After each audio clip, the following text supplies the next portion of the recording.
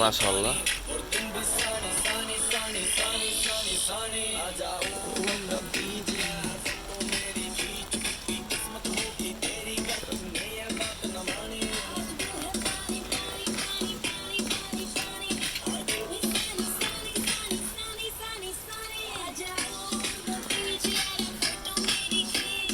আপনার মনে হইতে পারে যে আমরা কোনো গ্রামের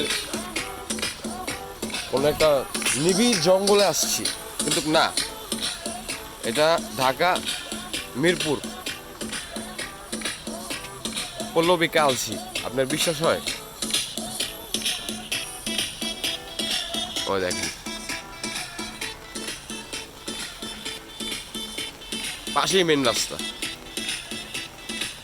গাছগুলোর কলপ কাটছিলাম, দেখি কি অবস্থা।